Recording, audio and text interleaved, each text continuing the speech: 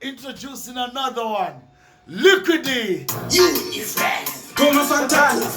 Allora tama Go for two rhythm. Kalimsa liquidi okay.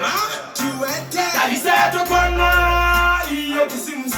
Isuma banditi tirim kitokisi. Tiri kudao. Kusune masokisi kusungwa. Okay, listen up. Sopa. Ngoma chiningi takwara ni sopa. Taimati tunzira focha. Amasero, manechimero. Tiri kufuka makumbeza nesmero. Pati andisho shoka. Dai, barita jerire kuchosa. Raw talent, listen up. Samsakara manjoka. Okay now. Kuna kuchikurupi atitasie puki. Mamwe marume makuro wakum. Vundamkoma unji. Shiri kuwata matinda nungi. Yeah! Tisuma life in jail. Motisira ngoma maheo. Tana kutunzira jateo. Nekuti muri kurwadza muheo. Tisura yave meta. Tikurara pasi hatina mbeta. Takapinda tiri makwecha. Ufunge kunopi ifecha fecha.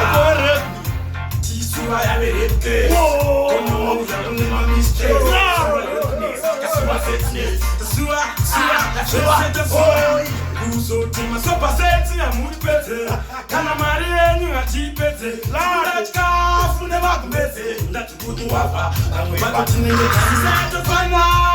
Iyo kisimusi. Isuma badi titiri mkitokisi. Tiri kudao. Kutune masokisi. Kusungwa. Arisi mosha boys. Sopa. Ngoma chiningi tabarane sopa.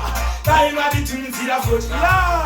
Amasero. Manechimero. Tiri kufuka makumbeza nespero. Pati andisho shoka. Dai, barita jerire kuchosa. Okay, listen up. Last verse.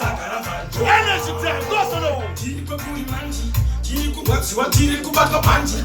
Tiri kupima shumafe, kine machansi. Awasika nangopiga kumalansi.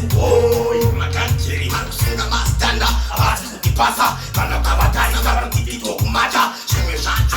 Shime kutkizasha. Kama pato unobeti zira wasukata. Sopa. Ukoma kinimbi tabale sopa.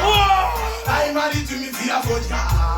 Amasero. Manejimero. Tiri kufuka makumbeza nespero. Pati andisho shoka. Ai parita jerire kuchosa. Kana kuisa msakara fanjoka. Kuloba fansani. Ashina patani. Hanzi. Tisuma ya my life in jail. Motisira ngoma maheo. Kana kutunzira jate munukurwadza muheo. Koma fandani vachauya. Ne, ngoma dzemukuva. Visiti mozongotumira maluva. Matuete. Mwana wegonzi.